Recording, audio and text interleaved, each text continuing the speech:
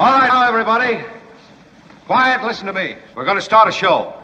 Now, some of you people have been with me before. You know it's going to be a tough grind, but we're going to have a show.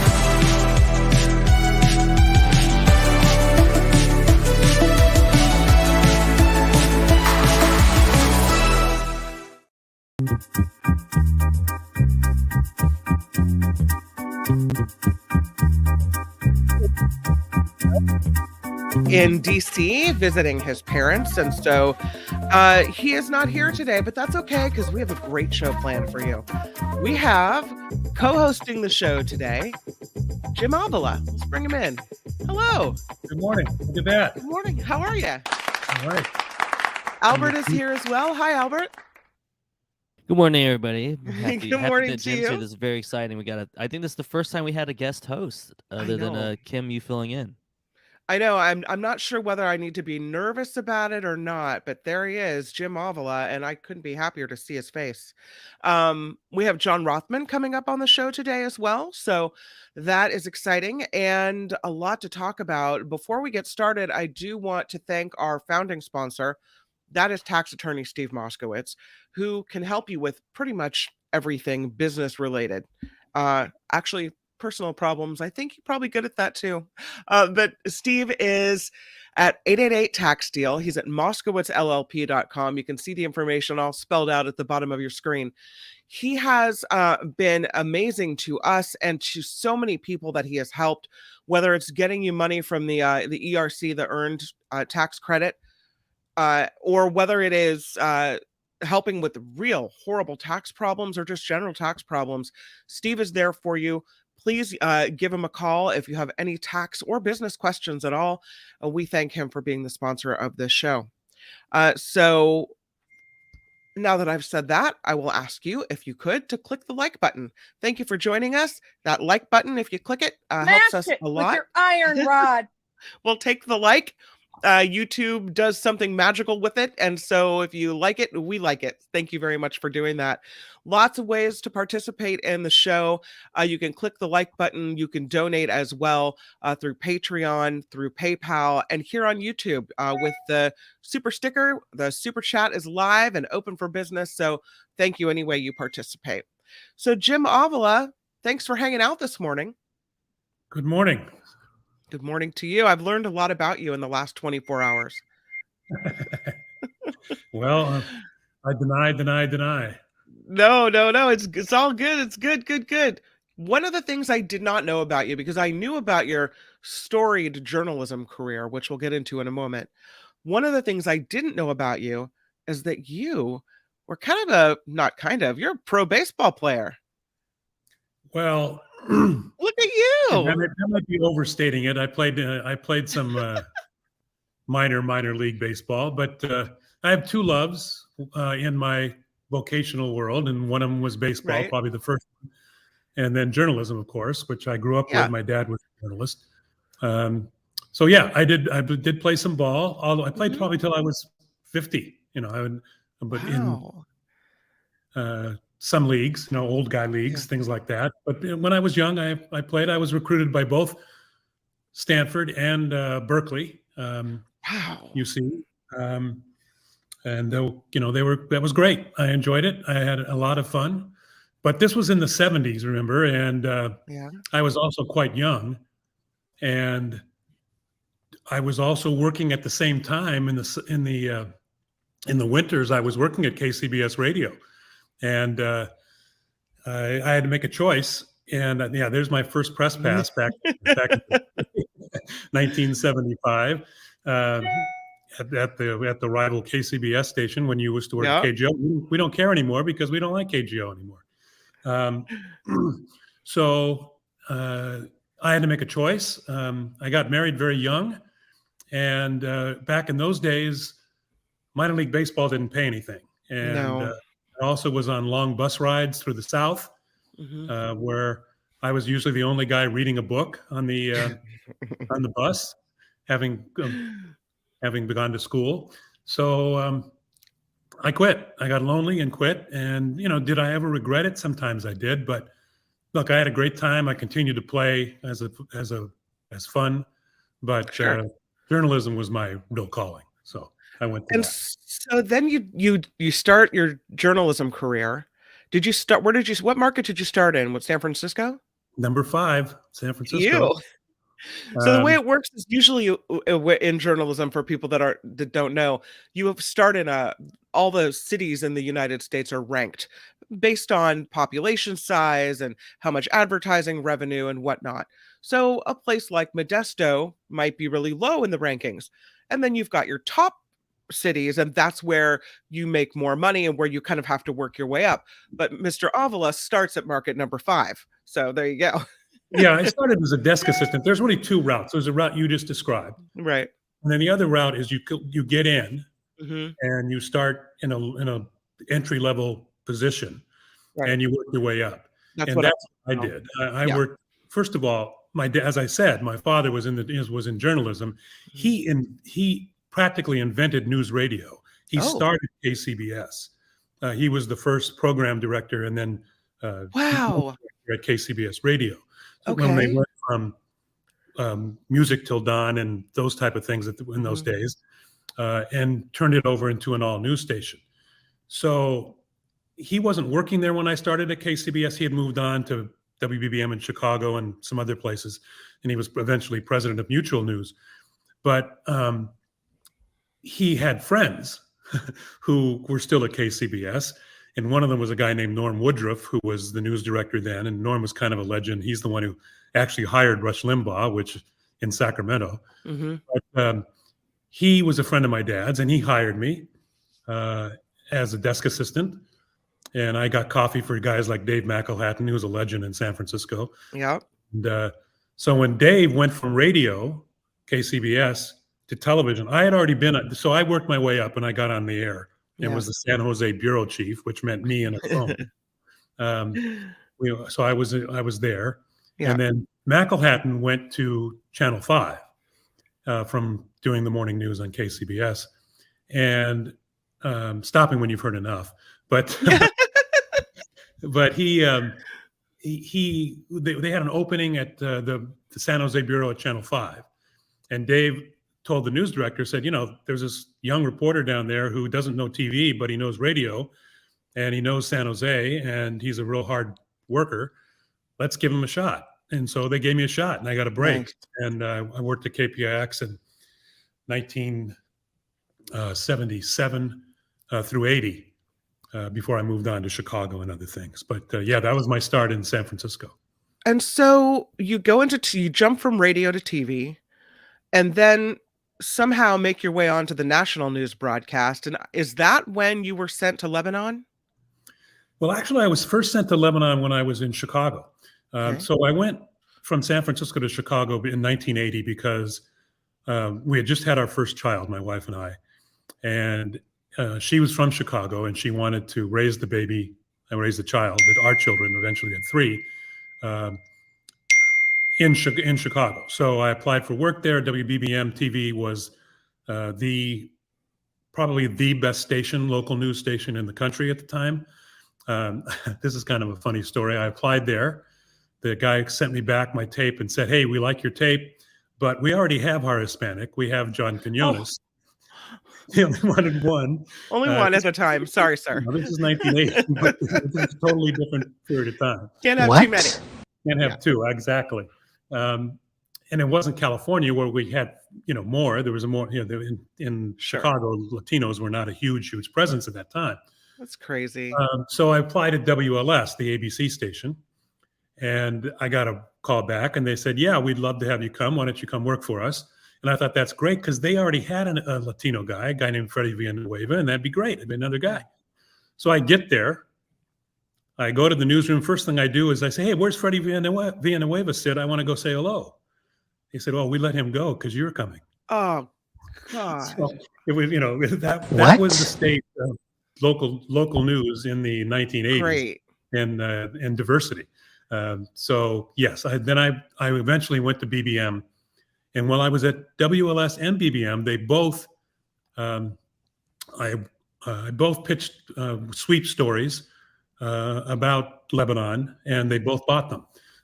One of the things that happened was there was a TWA hijacking, which those of you who are old enough might remember it, was a Chicago to Paris flight, and it was hijacked by some terrorists and taken to Beirut.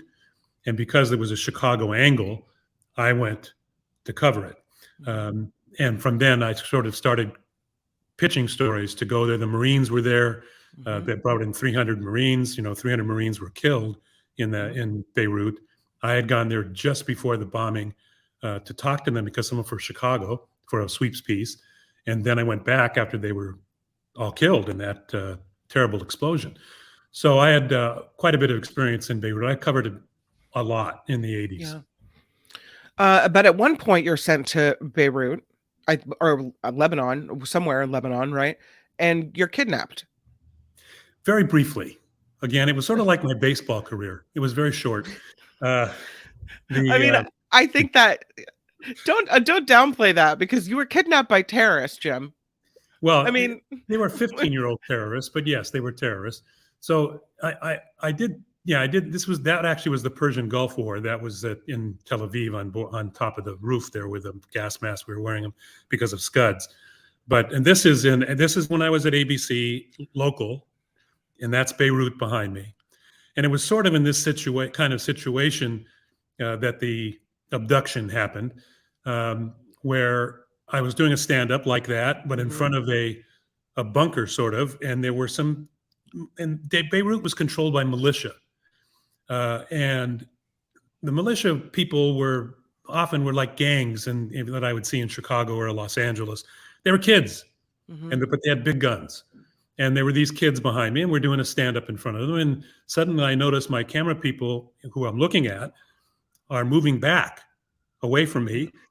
And it's because the kids with the assault rifles are coming toward me, and they take me at that point. It wasn't this crew, by the way, who ran away, and took me to a room where they were going to reunite me with their leaders, the big guys. But like I say, they were 15, 16-year-olds. And while they did put some tape on me and some kind of enclosure over my head, they weren't very diligent. And I noticed that there wasn't any noise in the next room anymore. And so I managed to wiggle out of the tape and take the thing off, went to the door and listened and didn't hear anything. There was a window that I broke and jumped out of and ran to the street.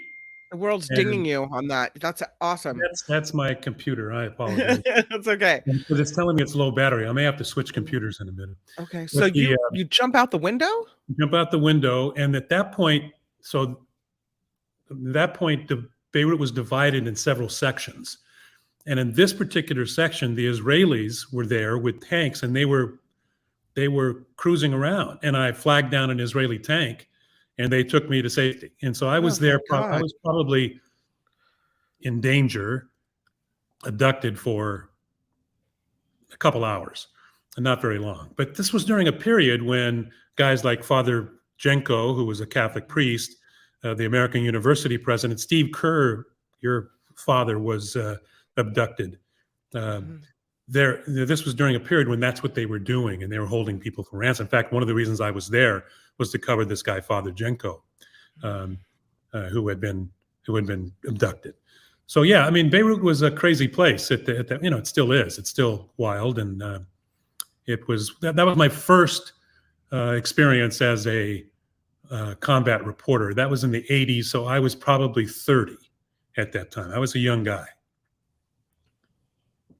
This is this like the bunker you described where you're reporting from? Well, that was similar to the bunker. Then that's the kind of bunkers they are. That's not it. That one is at the airport. So the Americans had the airport. Yeah. And that's where that was where the American base was. And that is also at the American base. And that was for WLS in Chicago. Local looks like they had a bar set up. Yeah, that was for the servicemen. Yeah. Well, that is scary to me. I mean, you downplay it a little bit, but you got 15-year-old kids with guns, likely inexperienced, waving them around. Anything could have happened. You're lucky you found a way out of that one. No doubt I was lucky. I mean, when you're a network correspondent who does combat reporting. I mean, I've Yeah. covered Afghanistan and Iraq, and I was probably in more dangerous positions in those two places. When I was in Afghanistan, I was in the Tora Bora, looking in the when the military was looking for Osama bin Laden in the mountains and the caves, and I still have somewhere a bullet that hit off the back of the place where I was at that I collected. Those type of things. I mean, and then again with that TWA hijacking, we were at the airport, and when it was over, when they let the people go, they had a news conference. And I don't know if you remember this, Kim, because you may be too young, but at this news conference, they started firing. These terrorists still had their guns, and people were like scrambling. These are reporters. When you are a network reporter in those places, it is a very difficult place to be. Yeah. No, that's real reporting when you put yourself in danger to get the story. So I don't know what's going on with your computer, but you want to kind of fix it and Want me to shut it up? Yeah. well, I don't know. Is it this computer or another computer? It's actually another computer, but I'm turning it Okay. down. It's all of my friends telling me what I should say. Oh. Don't tell her about the time you almost got kidnapped by terrorists. Right. You sure you want to talk about that kind of thing? Well, we have a lot of stories actually to talk about this morning. A lot is happening. There's an update on the Half Moon Bay story. Have you been following this mass shooting? Well, you had the one in Southern California, right with the dance studio, and then a day later you have the one in Half Moon Bay. The gunman accused in the one here in Northern California, apparently previously accused of threatening to kill a former coworker. Yeah. This is a former coworker saying the alleged gunman, that was his roommate at the time. He had filed a temporary restraining order against him in 2013. He claims in this court filing that the suspect threatened to smother him with a pillow and split his head open if he didn't help him get his job back at a restaurant in San Jose where they both worked. The man is 66, the suspect, accused of shooting 7 people to death on Monday at the 2 farms where he worked near the Half Moon Bay area, and he is due in court today. So you wonder about someone who has had a restraining order filed against them, who has had allegations made that they are threatening a coworker. Why is that person allowed to have a weapon? Yeah, you wonder about a lot of things when this happens. I mean, what scared me the most is that, or bothers me the most, I guess, is that there is no safe place. We all have to work, or most of us have to work. We have to work outside the home. Who's disgruntled, who's angry. That's a problem. Schools are certainly not exempt. It's just terrible what happens with these poor kids who get attacked. A dance hall where senior citizens are at in an Asian community, which is Monterey Park. I know quite well because, Monterey Park is the place to go when you want to go get Asian food, Chinese food in Los Angeles. It's the mecca, the center. Sure. And, they have these peaceful people who are taken down by someone with a grudge. And, so there is no safe place. And that's what bothers me the most, is that we've made it so there's no safe place because there's too many guns. And the issue now seems to be, and the problem to me seems to be, that because it's happening so often, that those of us who are against guns, who think that the Second Amendment does not protect assault rifles, and does not protect, it does not speak to people having random guns. I've sort of given up. We get tired. Yep. We get tired of bringing it up every time. And we get pushed around by the right who says, oh, you're politicizing. BS. We're not politicizing. We're addressing a real problem. Mm. And there's no need for these automatic weapons. There's no need for these large caliber bullets. There's no reason for these things that allow you to load lots and lots of bullets into a gun. Hunting rifles, all right, if you think you live in wherever and want to do that. And I guess there's people who think they need to have a gun at their home to protect themselves, even though study after study show that the gun in the home is more dangerous to those in the home than they are to anybody outside the home. So we can't give up. You have to keep pushing. I was glad to see that Gavin Newsom today again hit the fact that we need to ban these assault weapons across the country. It has to be continue to push. I'm not even hearing anything from the Democrats this time much about let's do something about guns. Well, you had yesterday Senator Dianne Feinstein step up, and of course she was behind the first assault weapons ban, and she's saying we need to do it again. We need to ban assault weapons, and we need to ban high-capacity magazines. She wants to change the age of people allowed to buy such weapons to 21. And already, the minute she said it yesterday, the House Republicans said, yeah, that's never going to pass the House. Nope, not going to do it. So I feel you with the, being disillusioned and feeling like nothing's going to change. As I don't know, if you think of mass shootings as a symptom of the problem, then our symptoms are getting worse and worse. I was reading a story yesterday that said 2022 had the most mass shootings so far of any year.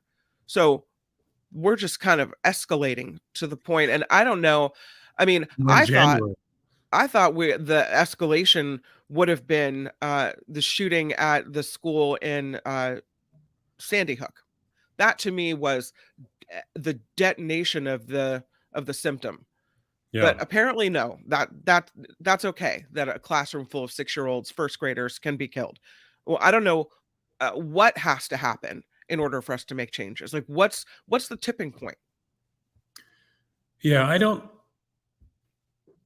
how could it get any worse? I mean, you have the Sandy Hook, you have all these ones that have been happening. Yeah. Yeah.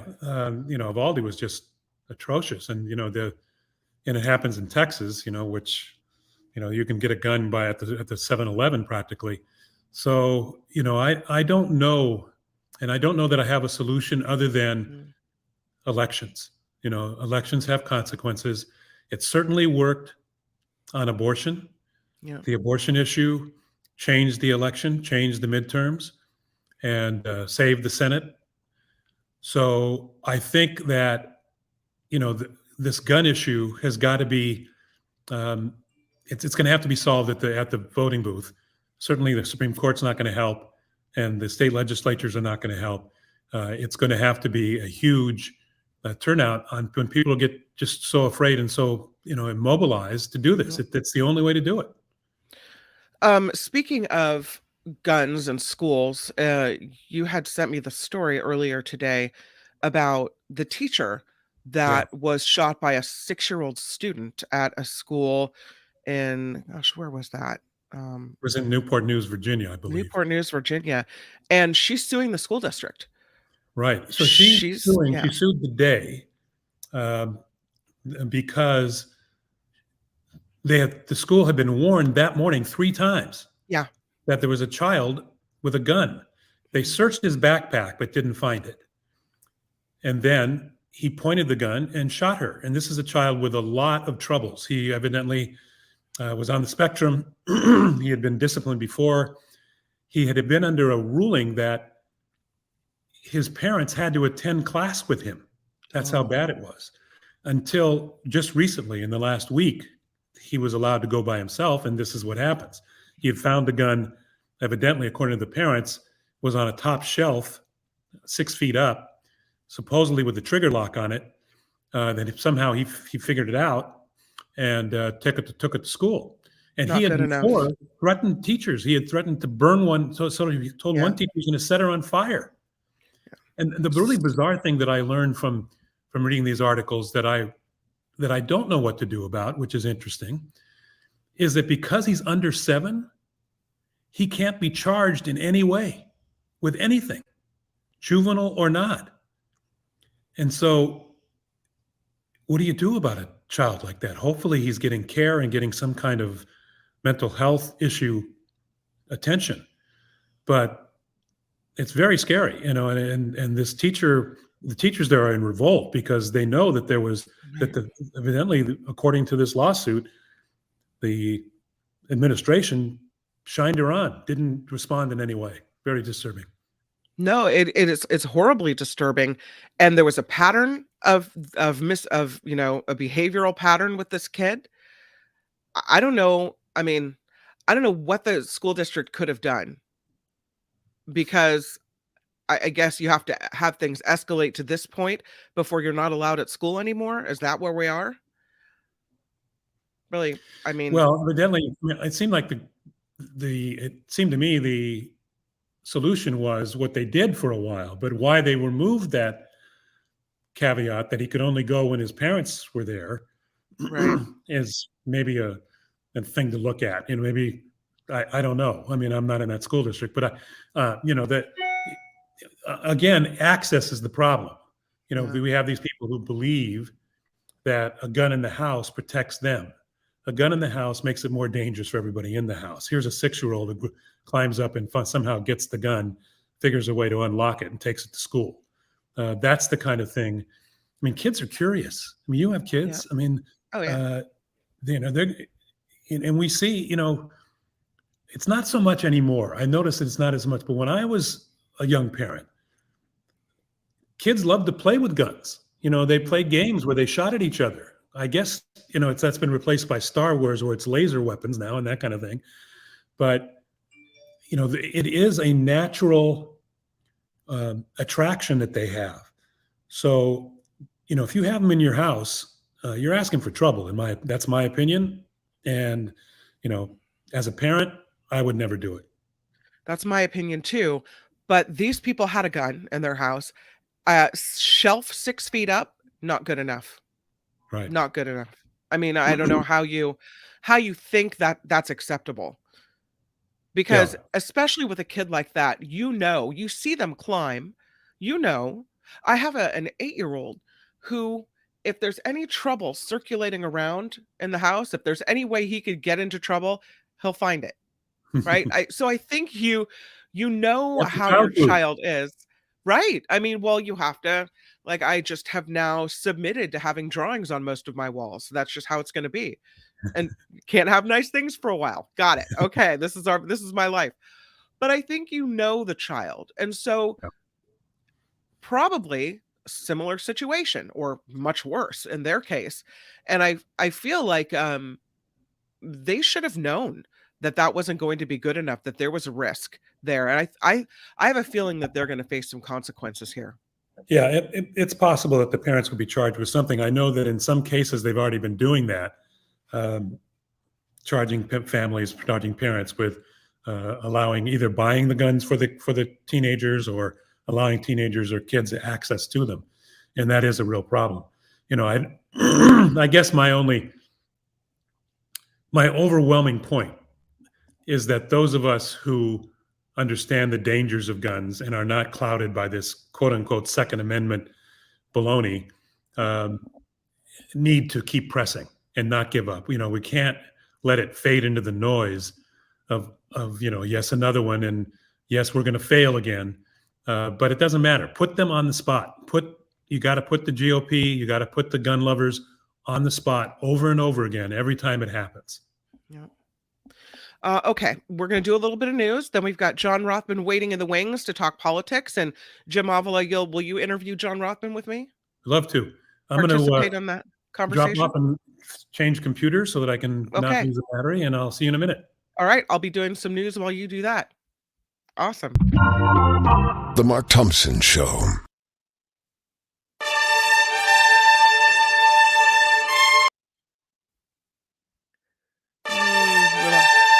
Thank you. I have no Boom, idea what's boom, going boom, on with our boom. news button. Crash. All right, we'll go. Well, that's okay. This is the Mark Thompson Show. I'm Kim McAllister, and the news is sponsored by tax attorney Steve Moskowitz.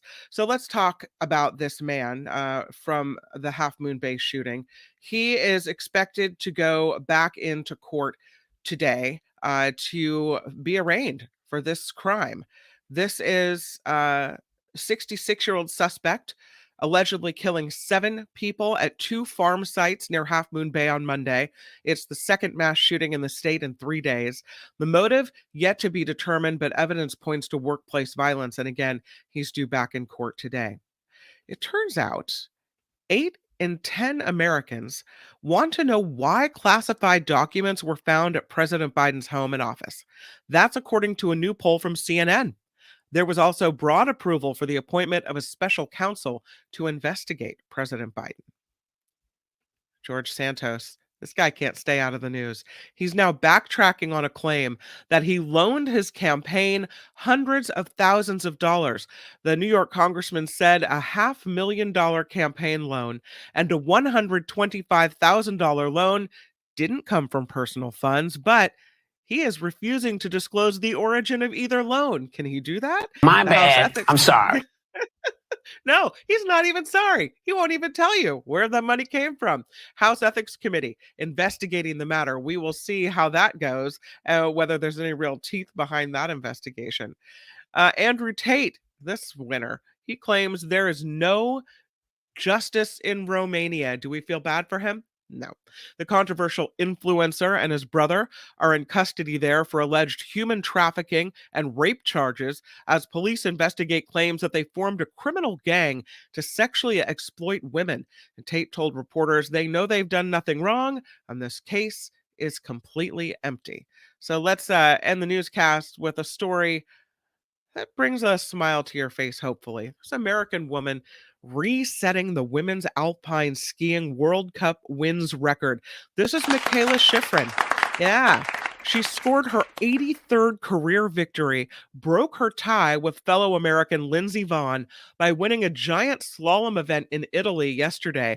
Schifrin now just 4 wins away from breaking the all-time record, men or women, which has belonged to Swedish skier Ingemar Stenmark for decades. So she could be the most winningest skier in history. That is Michaela Schifrin, everybody.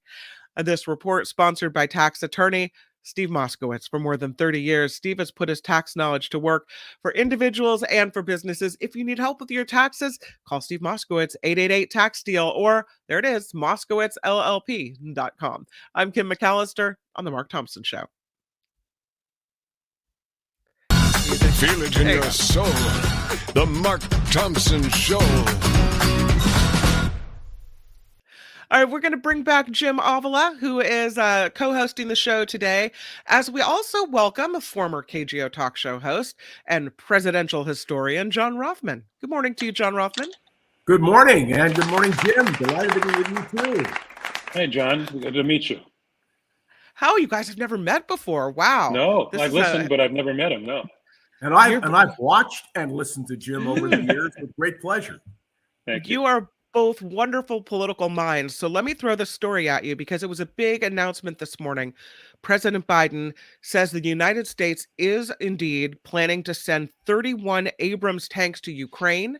Germany then following suit. They were kind of saying they would if the U.S. would. Well, we are, so they are. Germany will be sending 14 Leopard 2 tanks from its own stock to Ukraine. And they're calling it a landmark moment after a couple weeks of pretty hard pressure on Germany from NATO allies to send these tanks. So is this a good idea that the world is now offering up tanks? No alternative. We have to. But I want to explain the Russians are very worried because the question is, are we crossing, for their point of view, a red line? Mm-hmm. I have to tell you, this is a proxy war. That's the way it's been fought. It's no longer a proxy war in my judgment, because the minute you put American tanks in there, and by the way, we're doing the training here in the United States for the Ukrainians who will person those tanks. So it is an escalation. I'm going to be watching very carefully to see how the Russians respond. And we need to know that our European allies are just as worried as we are. Remember that just a few days ago, Medvedev, the former president of Russia, who is one of the top aides to Vladimir Putin, spoke directly about nuclear possibilities in this war and said whether we win or lose, that remains an option. And that worries the Europeans and the Americans, as it should. It worries me. Yeah, well, if you're giving tanks and military equipment is the next, and once you start sending troops, are we in World War III, and how far away are we from that? The administration has said they will not send troops. NATO is not prepared to engage. Remember, whatever we do under the cover of NATO. I'm reminded that Donald Trump talked about withdrawing from NATO. We now see the fallacy of that statement by former President Trump. I think it is very important to understand that troops are not engaged. But, and it's a big but, what if an accident takes place and NATO becomes directly involved? Then we are involved. That's Article 8.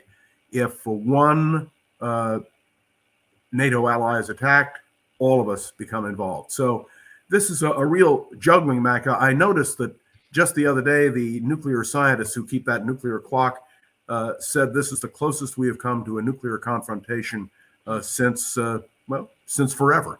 So it is something that needs to be thought about and directed and understood in the context of how serious it is.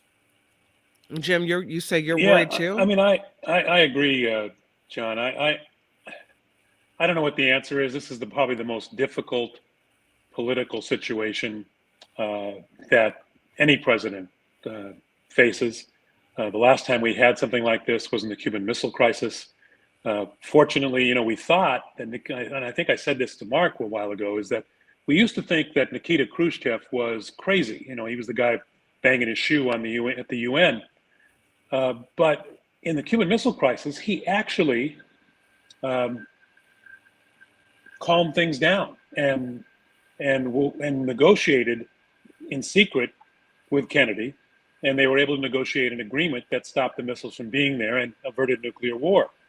The problem now is that Putin is crazy and totally unpredictable. It doesn't seem, if he's ill, like some people believe he is, does he care if he starts a nuclear war? Is he care that it'll wipe out both countries and maybe much of the world?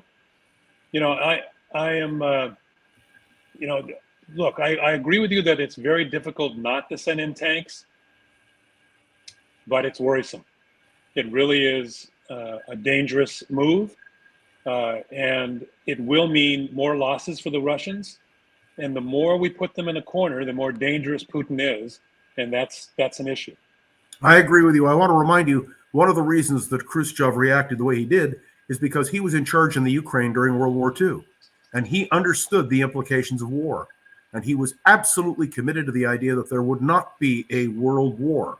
It was because of Khrushchev's own experience. And of course, we did a side deal with the Jupiter missiles in Turkey, and we agreed to withdraw those, which was not announced, but it was a quid pro quo, if you will. With Putin, and Jim is absolutely spot on, there is no predictability about Vladimir Putin, and that's the problem.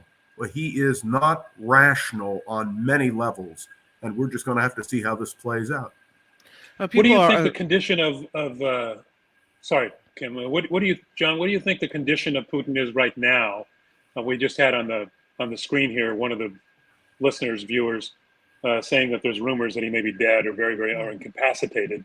I don't think it's that far along, but what do you think? He's very much in control. And here's the difference.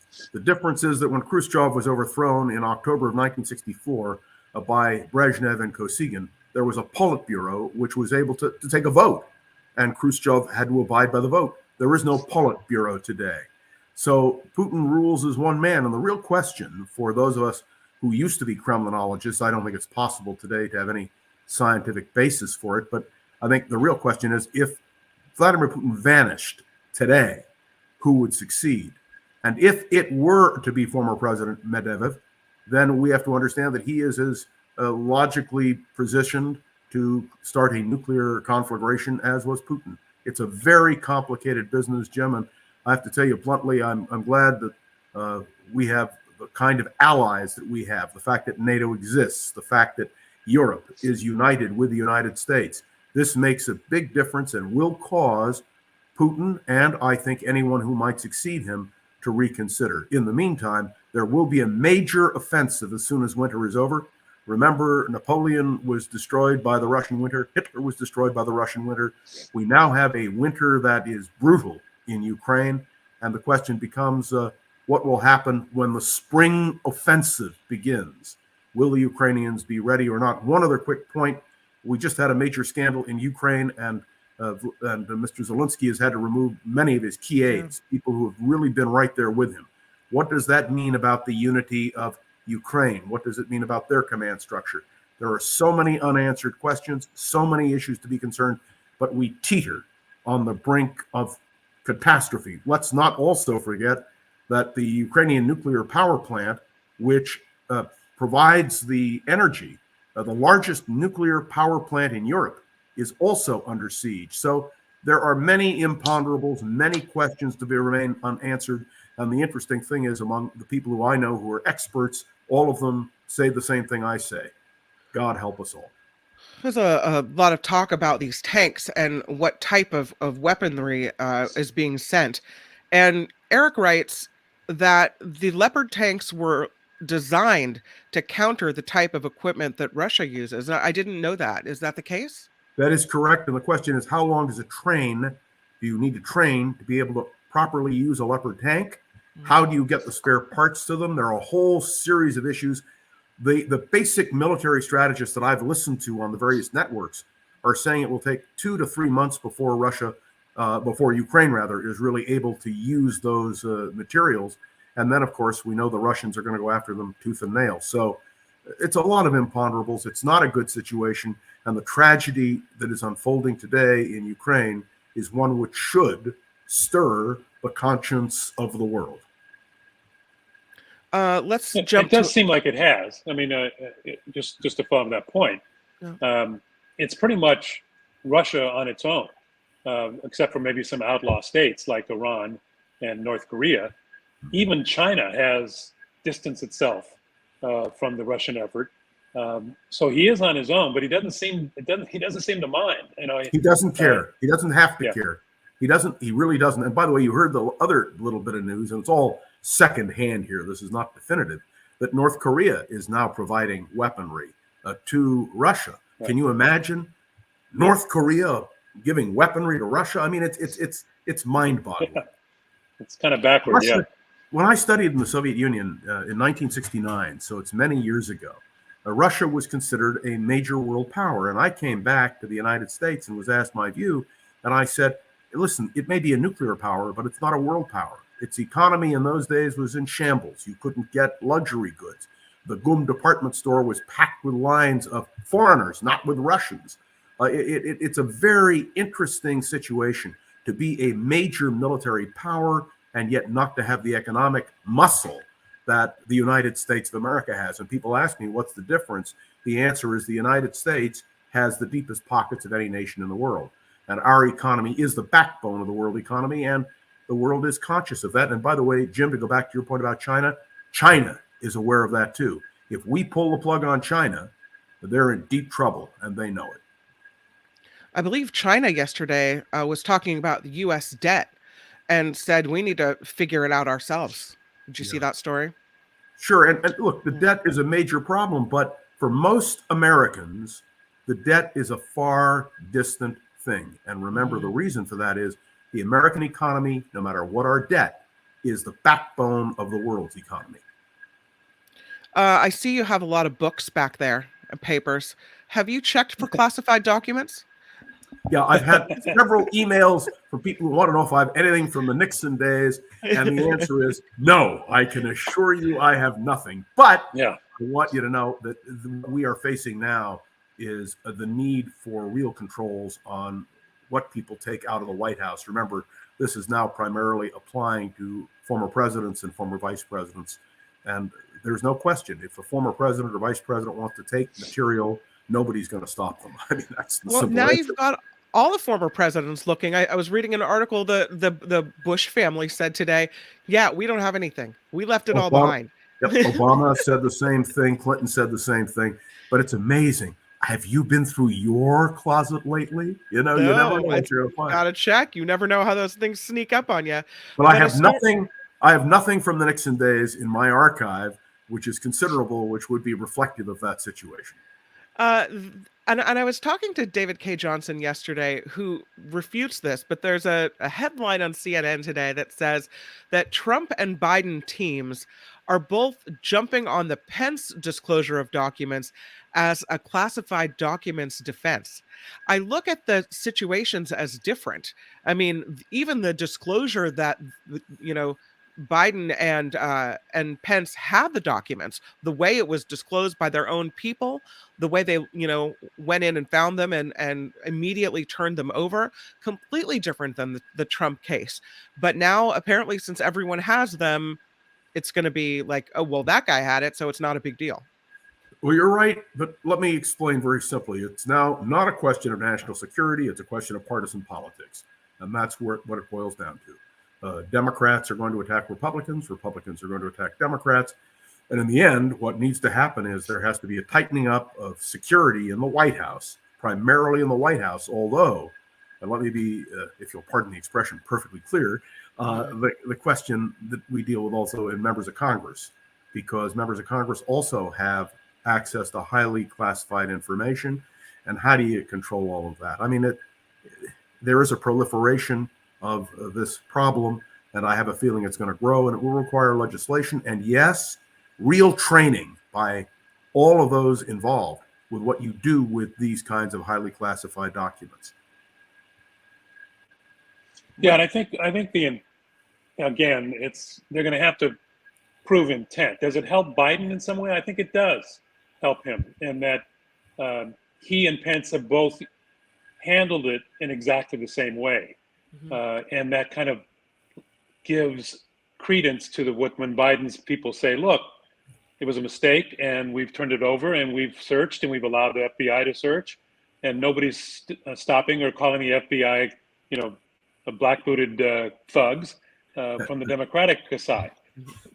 As far as Trump is concerned, I don't know. I mean, yes, does it kind of muddy the waters a little bit? But if it ever gets to court, it's always been difficult. The most difficult part is going to be to prove intent. What was Trump doing? Was he going to try to sell them? Was he going to try to use them as a blackmail? Was he going to try to embarrass people with them? Was he going to use them politically? Or was it a vanity project? As much as, much as he deserves to go to jail, there is some credence to just the fact that he is insanely egotistical and just wanted to have these things to show to his friends. He is, so that's a possibility, and they may be able to prove that, or the Justice Department may have a difficulty proving that it wasn't that. And I think, the chances of him going to jail over the documents, in my opinion, are slim. I think he's more in trouble in Atlanta, and he's more in trouble with the January 6th hearings, 100% trying to overturn. But we agree, that's Jim. We agree completely. There's no dispute there. I had hoped that by the time we did this broadcast, the results from Georgia from the grand jury would be out. They're talking about indictments, but we're just going to have to wait and see. And I agree with Jim completely on the January 6th report, and what Merrick Garland and the Justice Department decide to do with that will be critical. But you and I are on the same page, Jim, on that. I have a vision of legislative staffers right now furiously searching offices and homes. Right now, there's a flurry of people just looking for documents. You think that's what's happening? Yeah, very likely. Very likely. And it makes great sense. But let's keep focused on the critical question. And I think you nailed it, Jim, when you talked about intent. What was the intent of Biden or Pence? It was not malicious or dangerous. In the case of Donald Trump, let me remind you, he said, these documents are mine. Yeah. They belong to me. And that is not what that's not true. That's not what the law says. Right. When Richard Nixon tried to assert that privilege, Congress responded and immediately passed laws during Ford and Carter years on presidential records, the Presidential Records Act. That is clearly not the case.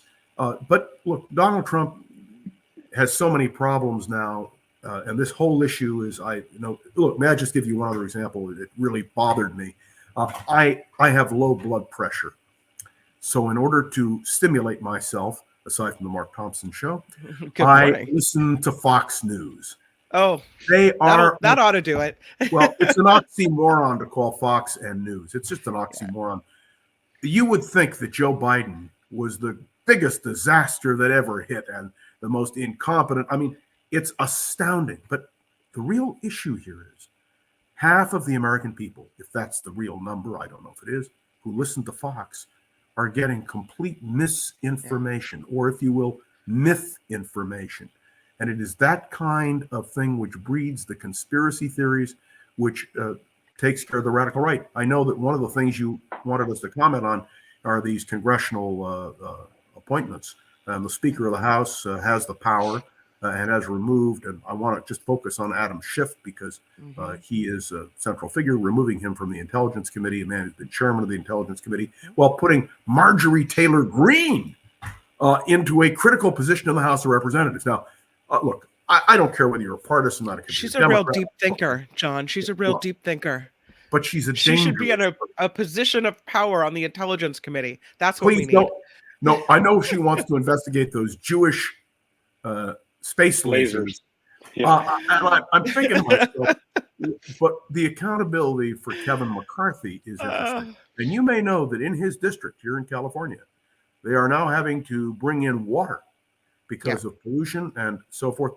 That ought to be a major issue and a major scandal. And so there are a lot, it's just a double standard here, and I've learned to live with it. But I urge people to spend a minute. This morning, just to give you an example, CNN was focused on Ukraine, as we were, thanks to you, Kim, at the beginning of the program. What is Fox talking about? They're talking about Joe Biden. They're talking about Joe Biden's issues and whether or not Hunter Biden is involved in all of this. And is it a cover-up? I mean, it's fascinating to flip back and forth and just see what the crawl is at the bottom of the screen. Yeah. Yeah. Anyway, I just thought I'd throw that in for fun. Yeah, no, I was just going to mention that. And one of the things I find to be asinine and hypocritical is that one of the reasons Kevin McCarthy is saying he is going to ban Congressman Swalwell and Congressman Schiff from the Intelligence Committee is because he says they've been dishonest. Oh, dishonest. Wait a minute. Dishonest? Well, you got the chief dishonest guy in the Republican Party from New York, Mr. Santos. So how can you, on one hand, say, this guy, we're just going to let him in, we're going to swear him in, everything's fine, we'll let the Ethics Committee handle it. And on the other hand, say these two respected congressmen, who have served the country, they're dishonest. I just don't, it doesn't jive with me. A 4-vote margin in the House of Representatives, and the recognition that if Santos is either resigns or is expelled, and by the way, both of those possibilities remain real, that district would flip to the Democrats.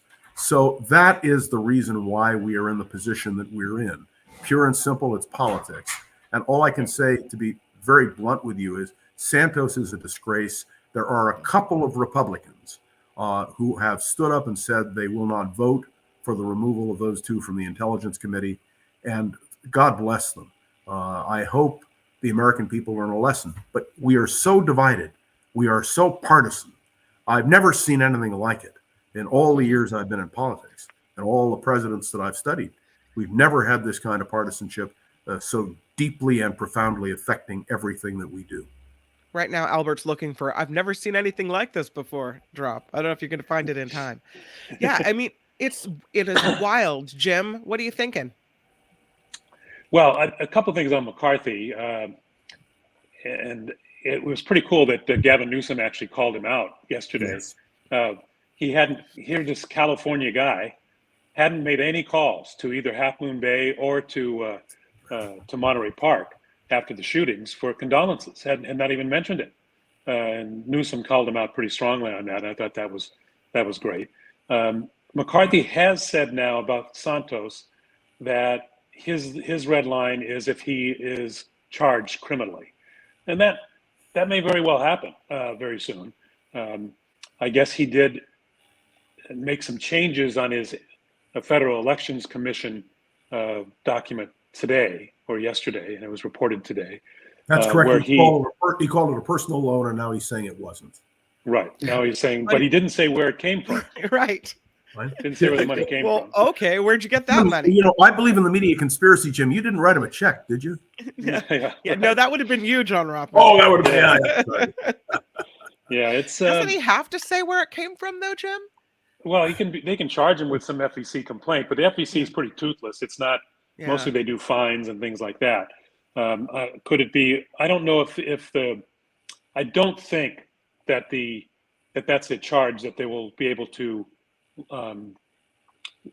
charge in Long Island. I think the Long Island DAs are more looking at fraud and some of the other things that he's done, such as stolen the GoFundMe money from a vet who needed the money and he stole it instead.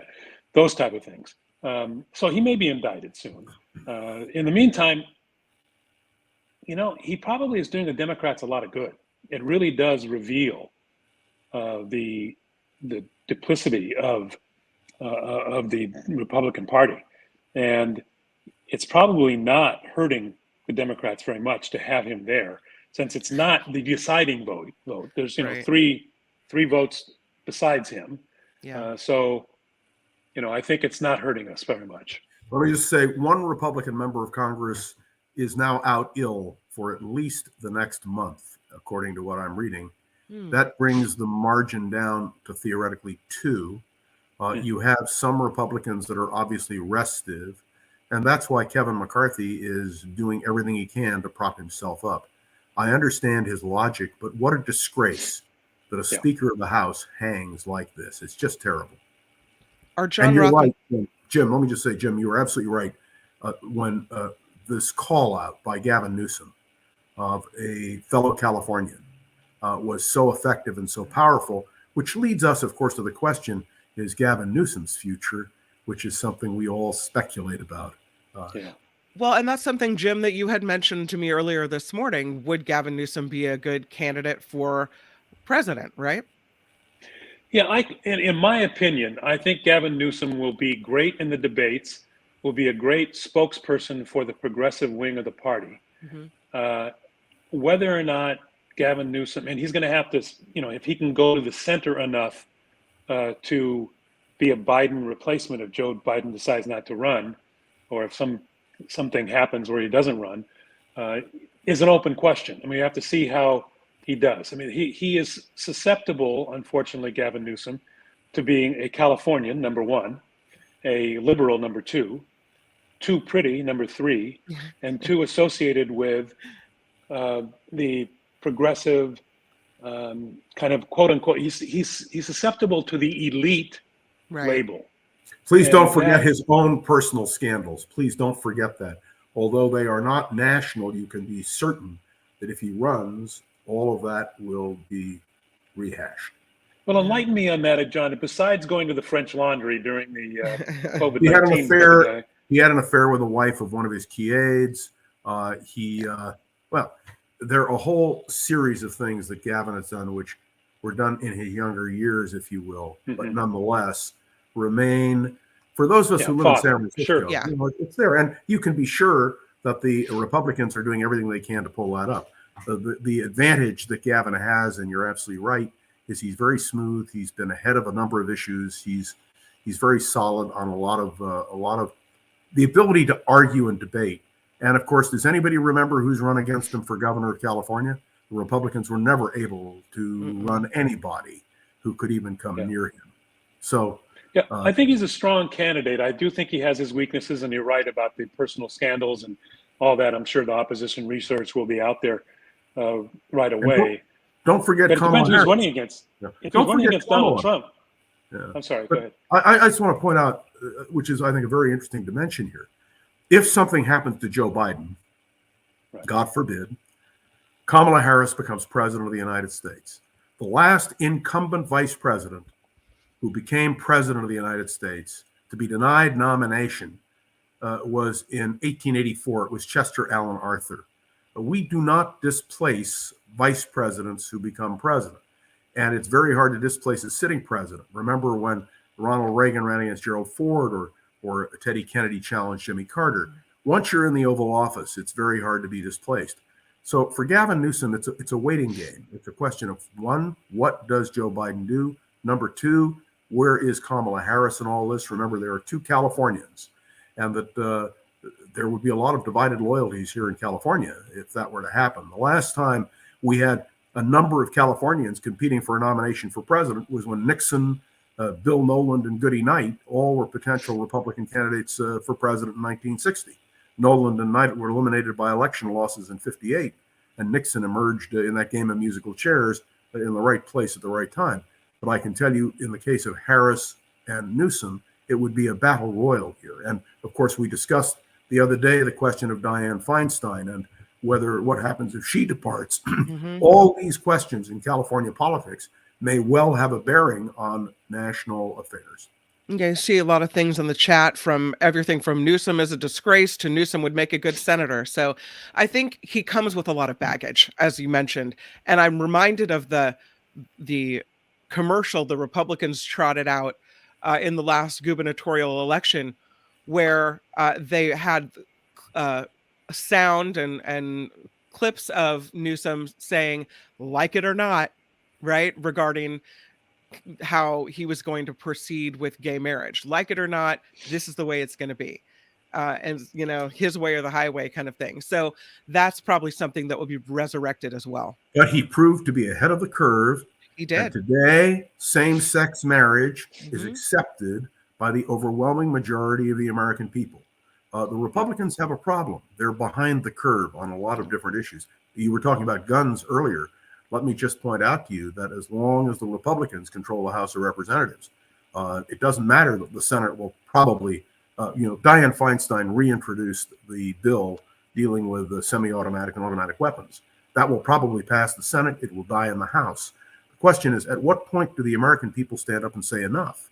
And the NRA still has, with all their internal problems, still reigns supreme when it comes to the Republicans.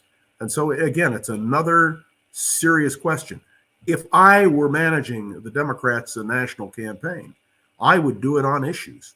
I would say, where do you stand? Where do the American people stand? Because a majority of the American people stand with the Democrats on major issues. And that is the advantage. Although the question of personalities in presidential politics are very clear. And I think we're going to see that. One other quick point now, you just heard the whole business in Florida with DeSantis and the whole question of a Black Studies program and his decision on that. Yeah. Let me assure you, that is going to rouse anger in so many different places. Now, he's going to get support for it, too. But my best guess is, if the Democrats stick to the issues and they define them clearly. One other, I know we've got time elements, but I want to just throw this out as long as we've got Jim here as well. Yeah. Social Security and Medicare. The Republicans are talking about cuts to Social Security and Medicare.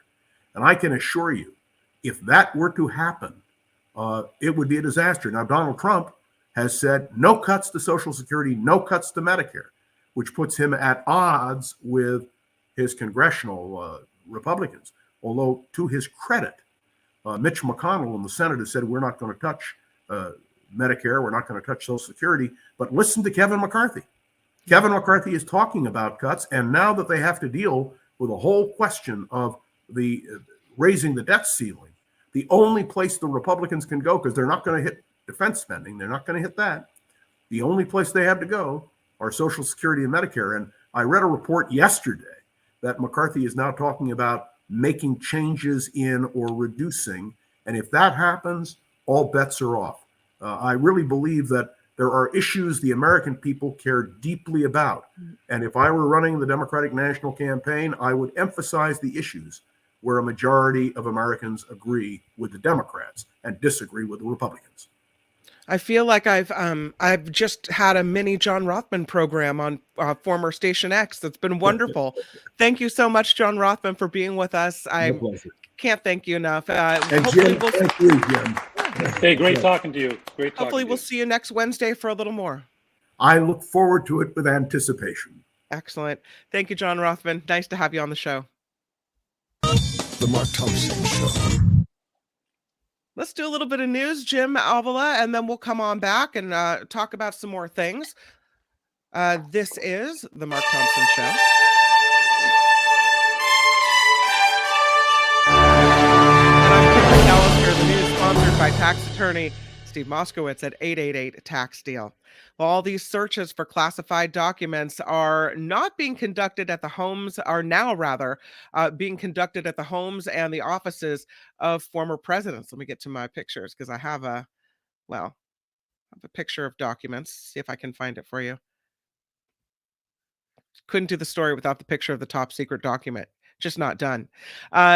According to representatives for former presidents Clinton, Obama, and both Bushes, who told CNN they returned any such documents when they left office. This comes a day after it was reported that classified documents were found at the home of former Vice President Pence.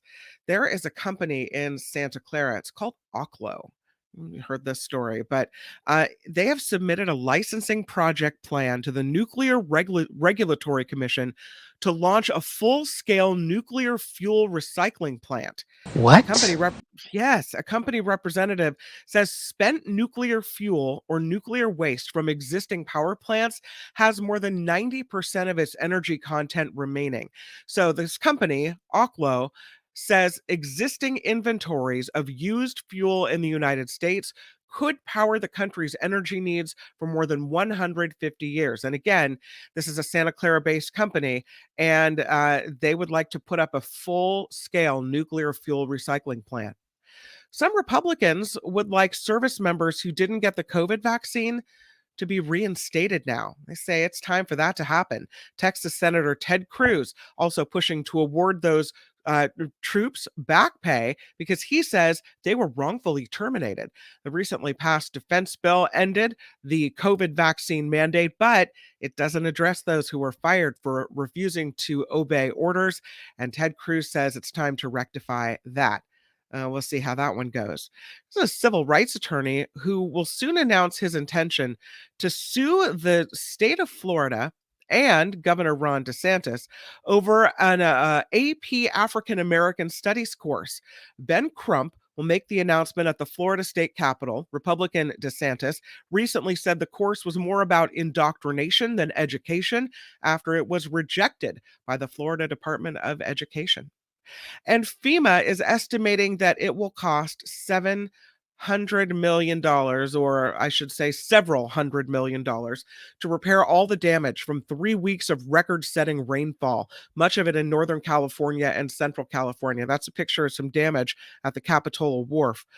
This as the National Weather Service expects rain to return to Northern California by the end of January.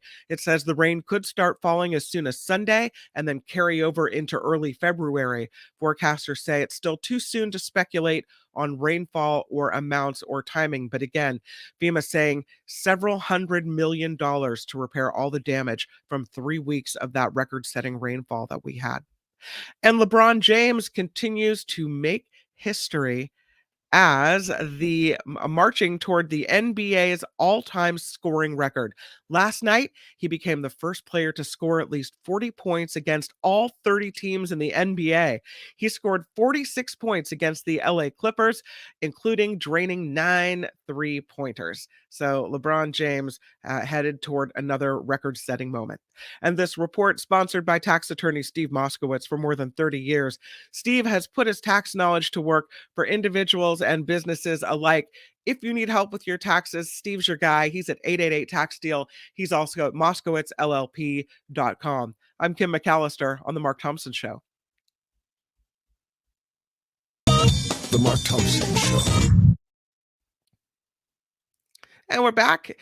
This is Jim Avila, who is co-hosting the show today. Hi, Jim. Good morning. Good morning. Great to Any be thoughts here. on things Been we've fun talked with- about so far? Yeah, it was fun to be with John Rothman. I've heard him often, and he really knows what he's talking about, and it's really good to bounce things off of him. Yeah. He was talking about what's happening with congressional committees and the banning of Swalwell and Schiff from the Intelligence Committee. But I found this story in Politico about rules and what could happen with rules in Congress as well because of this shift in power. There is a representative named Thomas Massie, and he is he's on the House Rules Committee, and he says he's not going to antagonize anyone as long as Republican leadership keeps its promises. So he's been appointed to part of they're calling it a powerful trio on the House Rules Committee. Freedom Caucus members Chip Roy from Texas, you got Ralph Norman from South Carolina, and you have Thomas Massie as well. And apparently, if they work in this trio that they have, they could tank all kinds of legislation. But Massie says that's not what they want to do. Well, what they want to do and what they will do, and the power that they have that they could use, are two different things. He says we're kind of there as the conscience, is what he says, just to make sure all the promises are kept. And I think he's referring to the promises kept when McCarthy was, wheeling and dealing to get into the leadership role. He said, we won't be angling to get action on the committee that hasn't already been promised by leadership, not combining unrelated bills, giving members time to read bills before voting, and an open amendment process. He says, I wouldn't be reluctant to try to use the Rules Committee to achieve a legislative outcome, particularly if it doesn't represent a large majority of our caucus. I don't intend to ever use my position on there to hold someone hostage or hold legislation hostage. So it's interesting to know, though, that those three together have that much power, that they could kind of hold everything up. Yeah, I don't know what the bottom line is on that, though. Yeah. So, it's a little inside Washington because Congress, the House isn't going to do anything anyway, period. Either side, the Democrats or the Republicans, are going to pass virtually nothing in his next 2 years because there's not enough majority for the GOP. The Democrats don't have the majority, and they only have the majority in the Senate, which anything out of the Senate is going to be shot down in the House. So will they make some headlines? Will they scream and yell? Maybe. But significant legislation be hurt? No, I don't think they're going to be able to do that. Make Kevin McCarthy's life miserable? Yes, they'll be able to do that. Yeah. Kind of think his life is miserable as it is. So I think, I think they can, it's all about what we pay attention to, Yeah. And sometimes we pay attention to stuff that is designed just to distract us. Mm-hmm. And I kind of think that that's what they're going to try to do in these committees. I think where it's more damaging is because they don't need to pass any laws, these investigations that are just going to tire us. There was a great, I guess it was the Daily, that did a whole thing on Hunter Biden and explaining what the investigations have been. Mm-hmm. And the fact that they, investigation after investigation. And while he has had some real problems, he has had some real problems with drug addiction and, prostitutes out here in Beverly Hills where I live, things like that. Yeah. There's been no evidence that any of it has been connected to his father. They're using this business of the fact that on his computer there was some reference to him paying his father $49,000 or 40-some thousand dollars a month rent. Well, it turns out that wasn't for the house when it was investigated. It wasn't because he lived at the Biden house. It was for an office building where he rented office space. that, and then he gave his, he put down the wrong thing on the form, where actually it was traced to an assistant of his, put down the wrong address, his father's address, as a living address. And there's no evidence he lived there. Yeah. So they're just going to spin their wheels on this Biden thing forever and ever. It's going to be Benghazi all over again, where they do hearing after hearing after hearing, and nothing happens. We just have to be focused on what's important and not be distracted, because that's the whole point. That's the whole point of Fox News. That's why, as John was saying, and as you were saying, what they have on there now is all about Biden stuff. It's to distract from what's really going on. And but people watch that and believe that, and that becomes the top of their mind as well. They're not talking about what's going on in Ukraine, and that countries around the world, like the United States and Germany, are sending tanks to a foreign country in the support of a war against Russia. They're not talking about things that could have potential implications. They're just they're focused on Hunter Biden over and over again. Yes, and here's what I decided to do 2 or 3 years ago. I ignore all that BS. Yeah. Okay, I just ignore it, because it's 30% to 40% of the American population. Okay, Does Fox News have high ratings? Yes, but among those 30 to 40%, because if you add up all the other things, if you add up ABC, NBC, CBS, MSNBC, and CNN, the audience is still much bigger in real world, quote unquote, mainstream media than it is on Fox. But Fox has that niche, and they're able to show these huge ratings of 5 or 6 million. 5 or 6 million is a lot, but if you add up, David Muir on ABC World News has 8 to 10 million every night. That's pretty straight news. Most people are still watching that. That doesn't take into account the 5 million who are watching Norah O'Donnell on CBS, or the 6 to 7 million who are watching Lester Holt on NBC, or the 1 million who's 1.5 million who are watching CNN. And the MSNBC numbers are quite large. The majority of people are on the right side. That's what John Rothman was talking about when he talked about Democrats should be pushing the issues because they're right on the issues. And not be distracted. Ignore all that baloney. Yes, I tune in once in a while to see what they're saying when something's embarrassing for the Republicans. I want to see how they're defending it. But for the most part, you're not going to convince those people. No. You're not going to change their minds.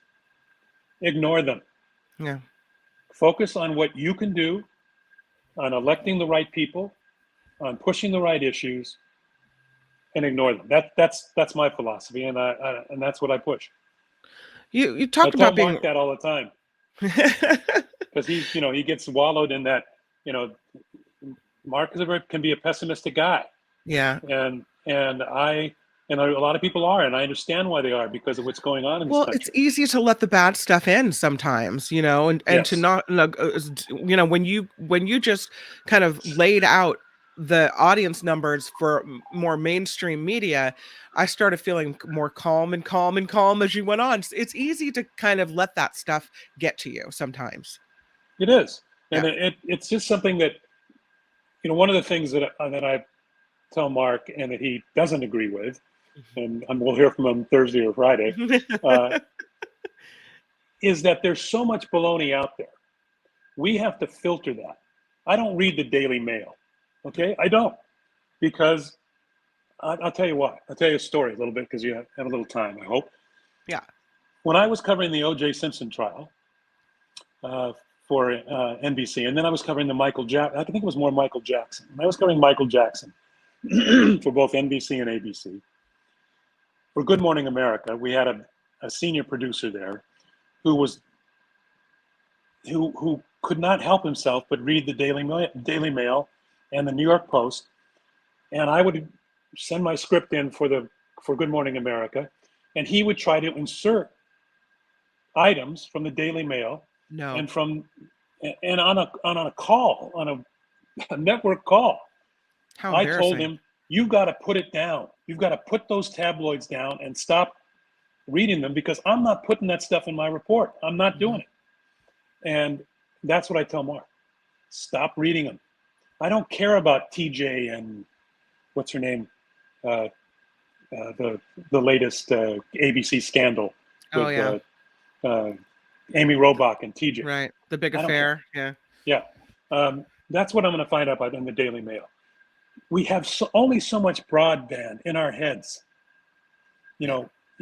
When people ask me where should they get their information, I tell them to watch one evening newscast if they can.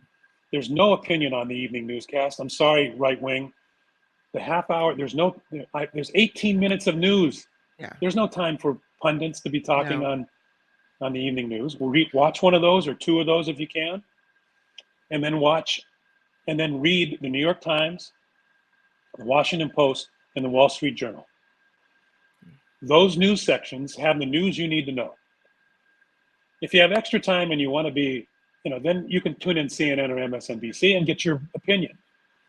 But remember, those are totally different things than the information you're getting that you need to get. And that you can get relatively simply and filter out all the rest of the stuff, because while the internet is a great thing, it has helped spoil this nation. There's my old man talk. John Rothman and I used to have a debate off the air in between breaks. He would talk about watching Tucker Carlson and feeling like it was his duty to watch it so that he could be aware of what the other side's argument would be. And, he would talk a lot about what happened on the Tucker Carlson show. And I would always say, I don't want to hear what happened on the Tucker Carlson. I don't care about that person. I'm offended by that person. I'm not interested in lies.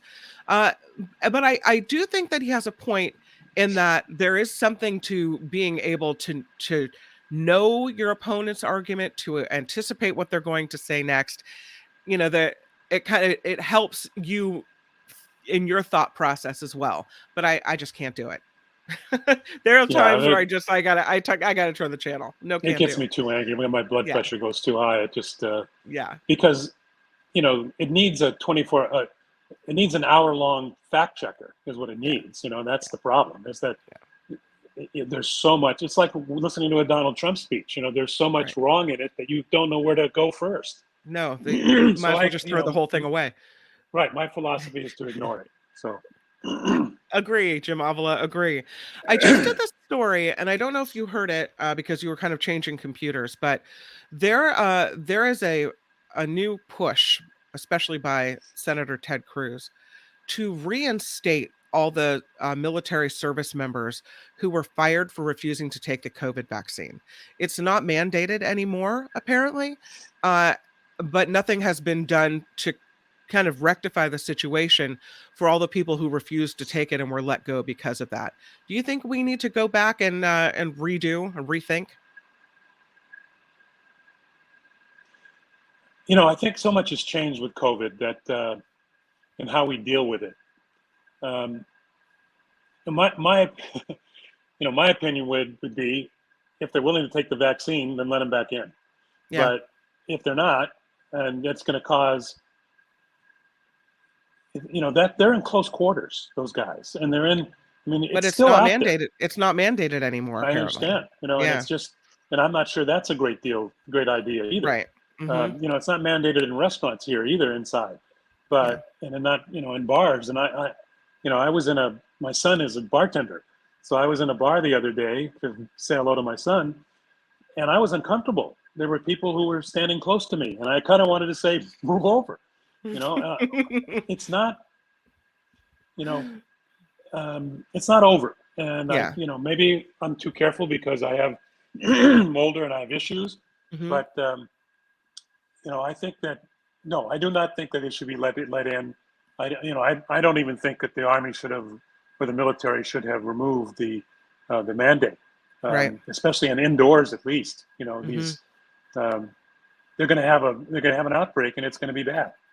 It seems politically motivated to me, because for many years, if you were a member of the military, you had to take whatever shot they said. My husband was a Marine, and he said you put out your arm and they just go down the line with a little, gun. It was they called it the gun, and they just boom, boom, boom, boom. Half the time you didn't even know what you were getting.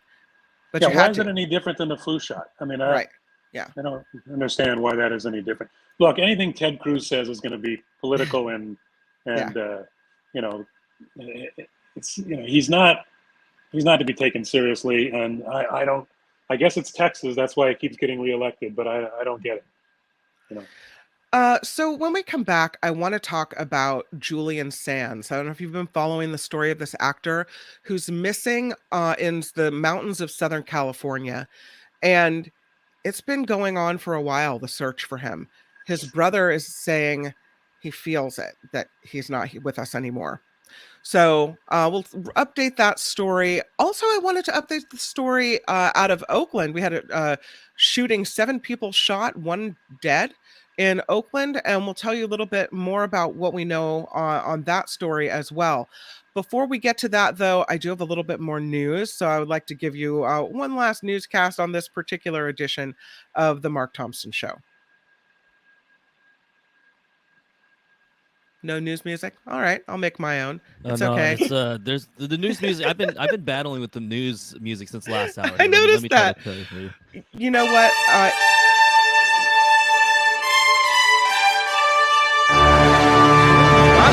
It is the Mark Thompson Show. I'm Kim McAllister, and this report is sponsored by tax attorney Steve Moskowitz at 888 Tax Deal.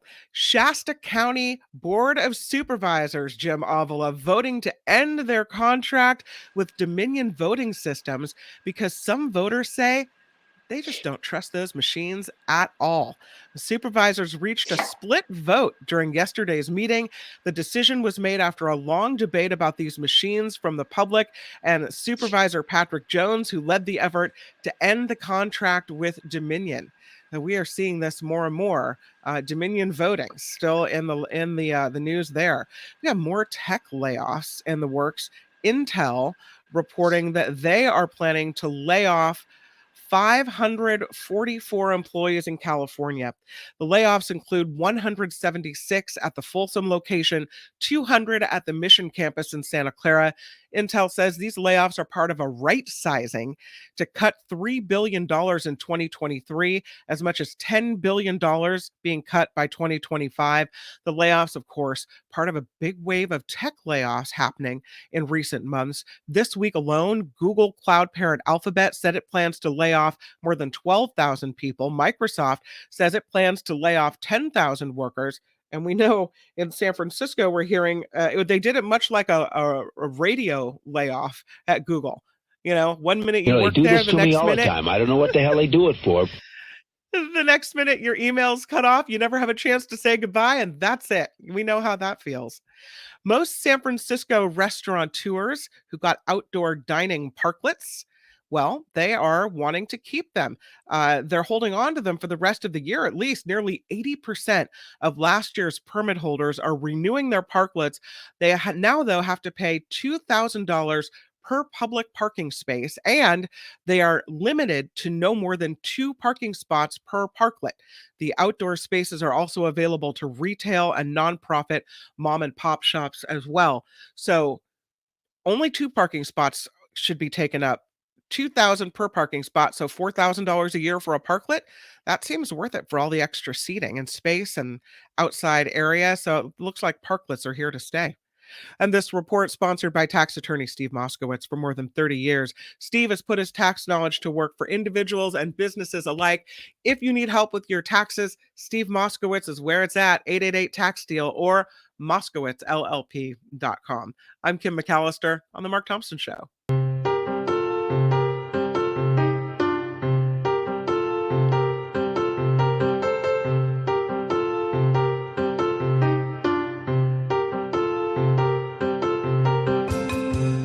The Mark Thompson Show. I think you know what the problem is just as well as I do. Who's Mark Thompson? Everything is going extremely well. I'm sorry, Dave. I'm afraid I can't do that.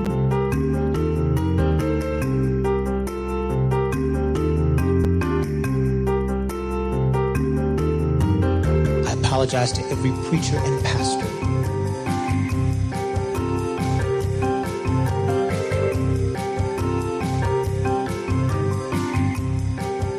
What he's got going here is a situation.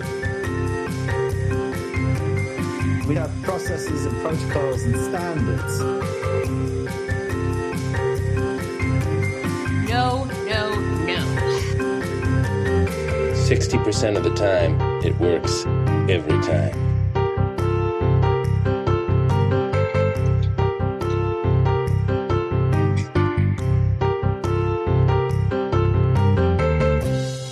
You're grooving on that music there, Tim. Yeah.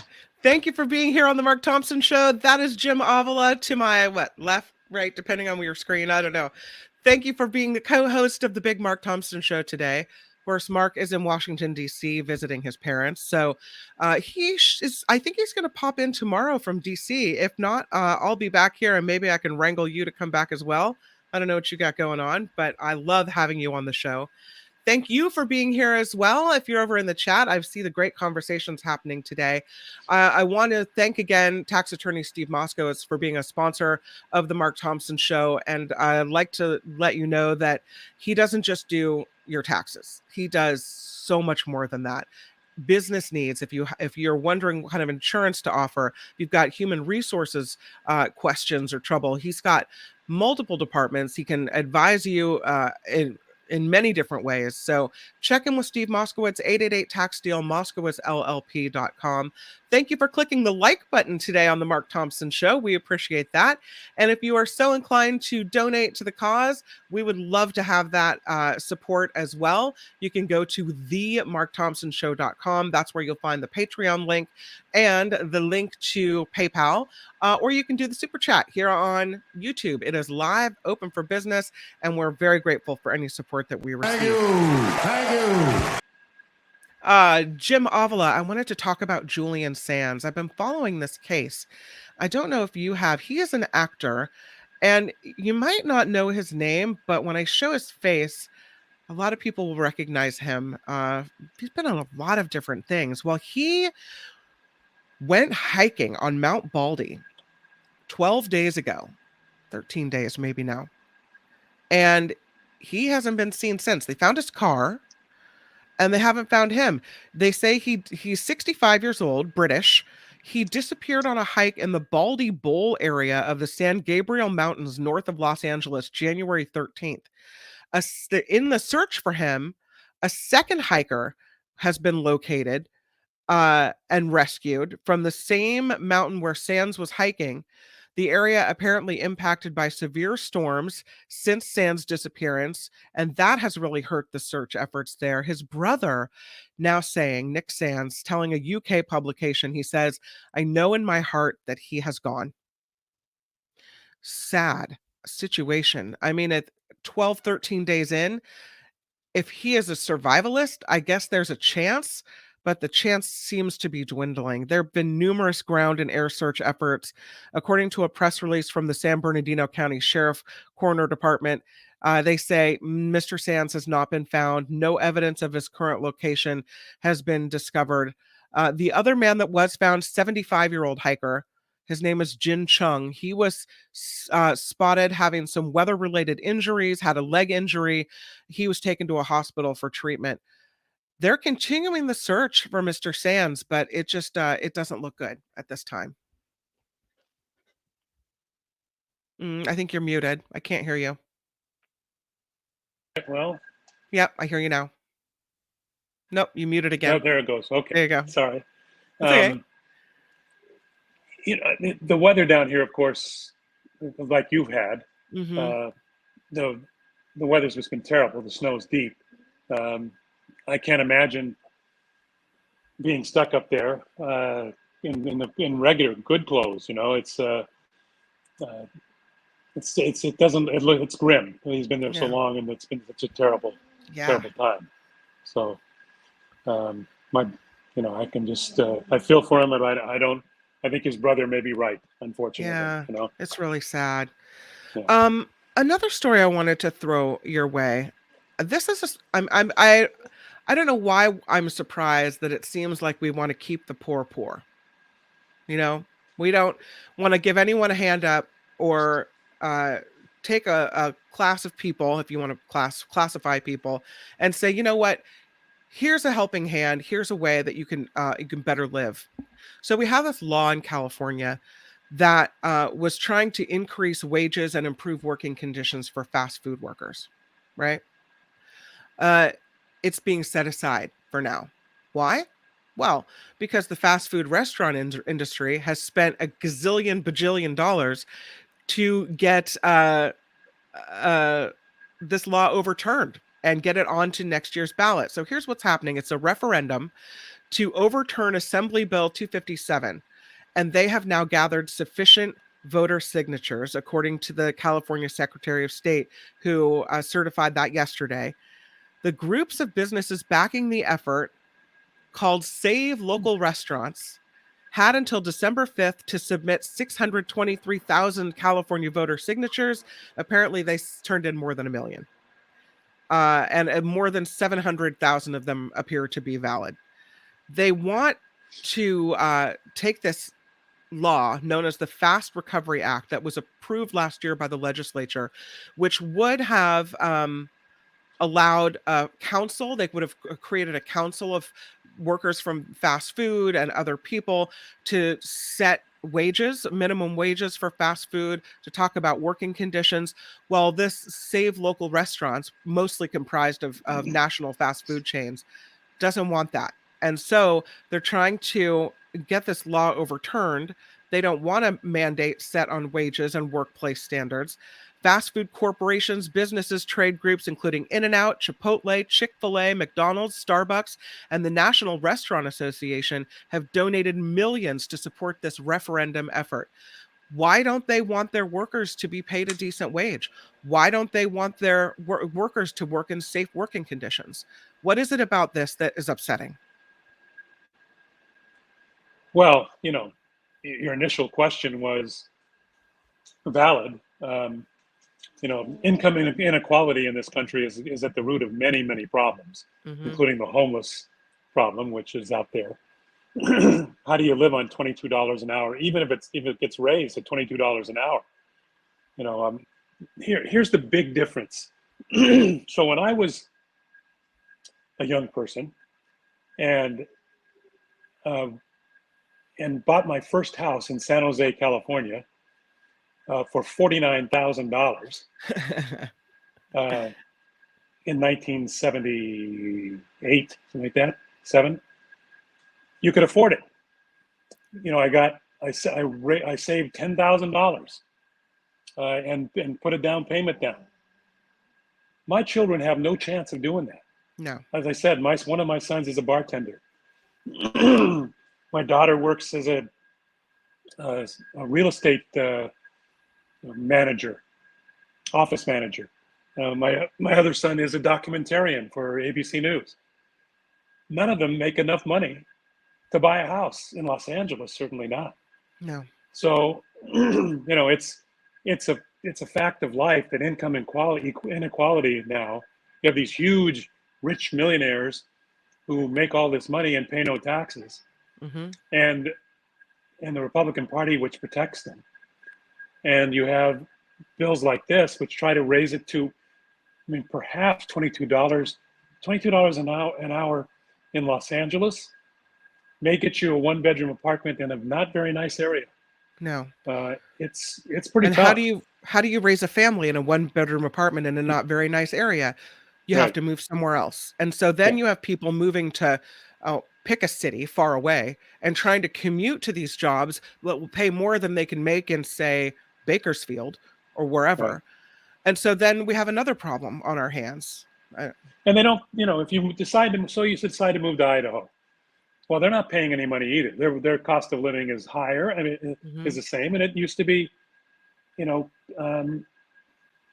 that you could live on that stuff, but you can't live on it anymore. It's and yes, as one of your viewers is saying here, Gail. She says Gail, fast food work used to be for high school and college students. Don't think this is supposed to be a career. Yeah. Does that mean you don't pay high school and college students a living wage, but they've got to Yeah, live and too. I don't think that's the case anymore. I mean, Mm-mm.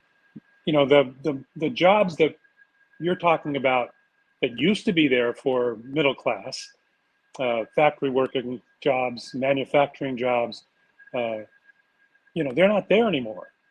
And we've been, you know, automated into other things. Mm-hmm. So unless you have a college degree and more, and can get into some other kind of job, right, it's tough. Some people are working, you know, have to do that. And senior citizens, I mean, I don't know about your McDonald's. When I go into McDonald's, there's a lot of older folks in there, you know, trying to supplement their income on their Social Security. So I wouldn't just dismiss those people and dismiss those jobs. Do I, you know, what they're going to try to frame it as, and be careful of this. And that's why they name their, what's the name of this organization? It's about small businesses. Save local restaurants. Yeah. Okay. It's and not it's about not. It's local like it's McDonald's and Starbucks and Chick-fil-A. Right. It's not it's local about the restaurants. big corporation. Yeah. This is about corporations. Right. This is not about the mom and pop store down the street. Yeah. And I'd have to look into the law, and I don't know it, but my guess is, and I'm just guessing, but I wonder if there is a threshold on the amount of employees you have to have before this kicks in. That may be the case. I don't know. Before the law kicks in about how much you have to pay. We should look into that. I don't know the answer to that.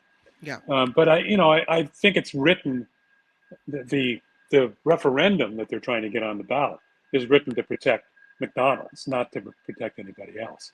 And, you know, right now, you know, it's either homeless or McDonald's for some people. Yeah. You know, and that you got to give them enough.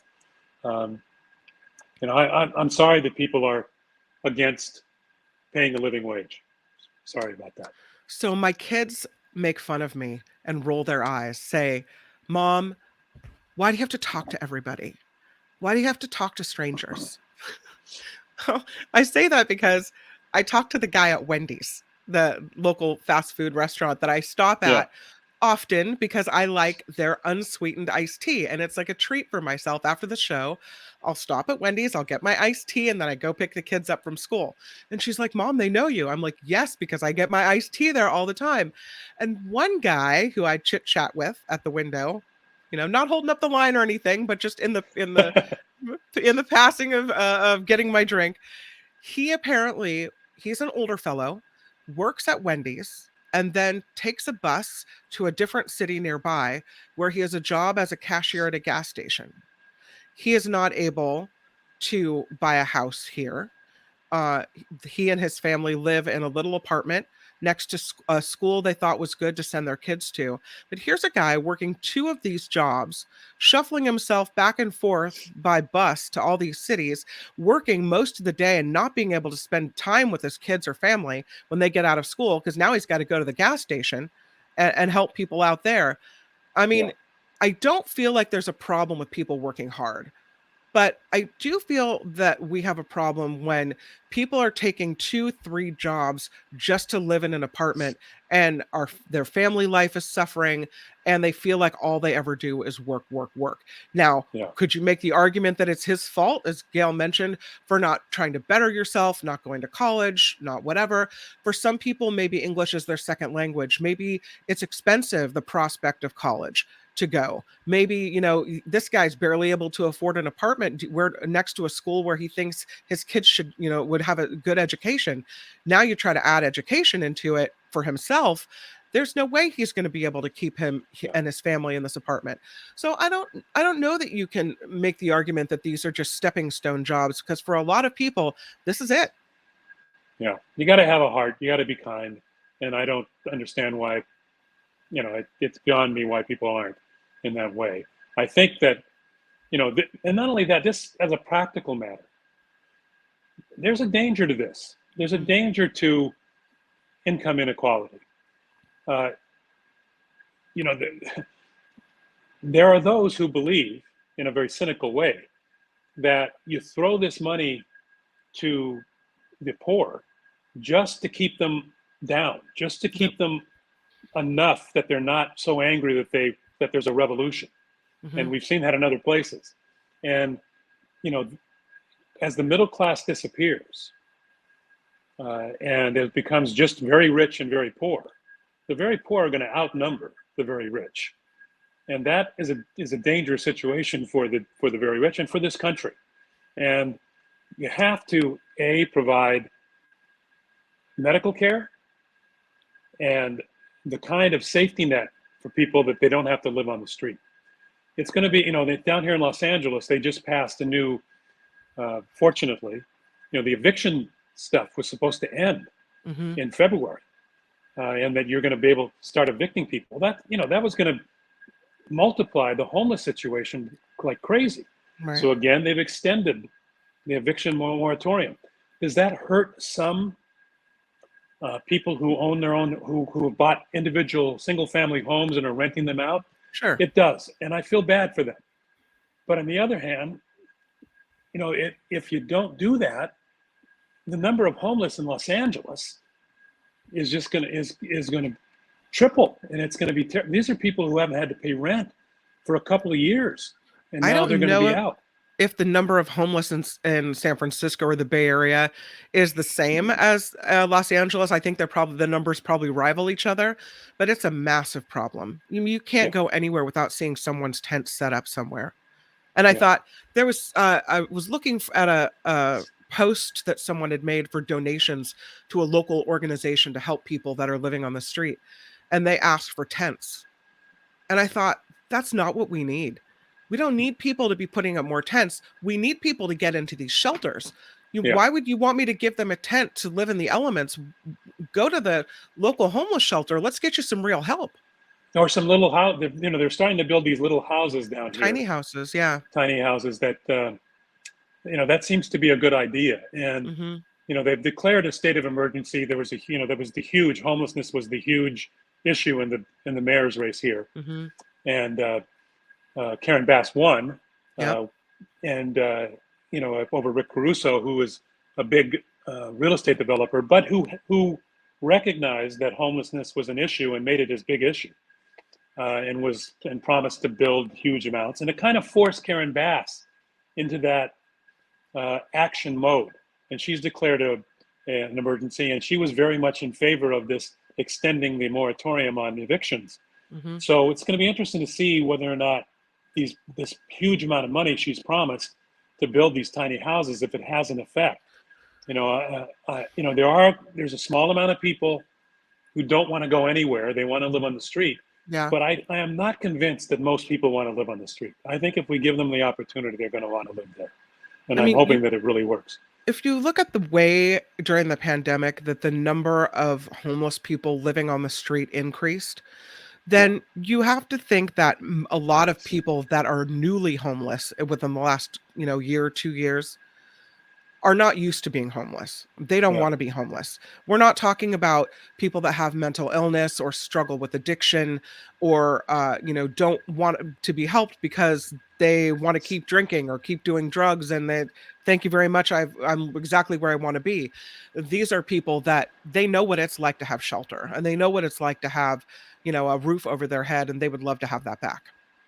Yeah, that's true. And even though, yes, many of society's ills are demonstrated in the homeless problem out there, the drugs problem, the alcohol problem, those people deserve kindness as well. I mean, those are diseases, and they need treatment, and we haven't put enough money into treatment. We've instead put people in jail who do these things. And, having gone through some of this in my own family, I've seen that the drug problem can be addressed, and a person can recover, and a person can become a useful member of society, and they need treatment. And it took me, in my case, dealing with a family member, 5 times of rehab, me paying for rehab. But in the end, it was worth it. Absolutely. And society needs to make that. Yeah. Society needs to make that happen.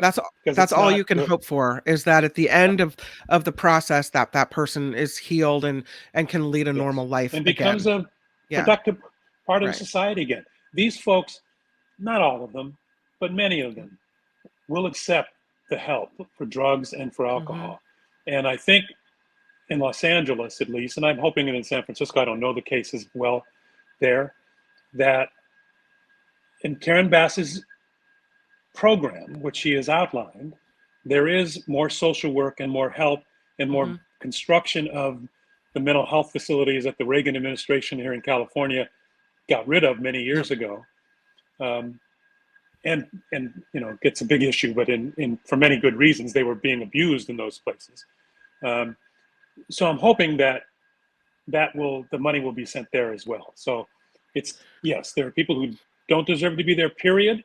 And there are people who are there because they're sick and they need to be helped as well.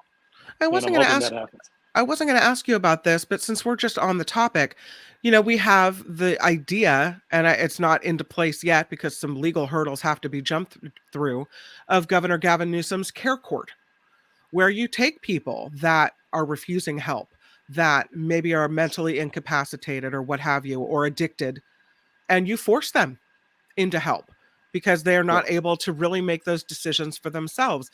A lot of people are saying it's infringing on people's rights to do what they want to do. On the other hand, you know, I don't know how many times I can, walk past a guy in a doorway in San Francisco and say, how can we allow this to happen to people? What's wrong with our society? So I kind of can see both sides of the issue on care court. What are your thoughts? I kind of think after due process that a mandatory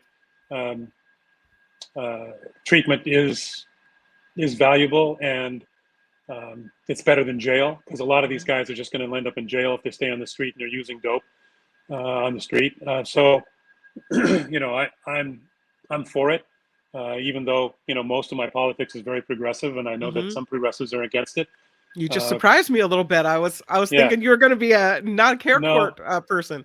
Yeah. No, I think that, you know, that the alternative is for many of these folks, unfortunately, is crime and or jail.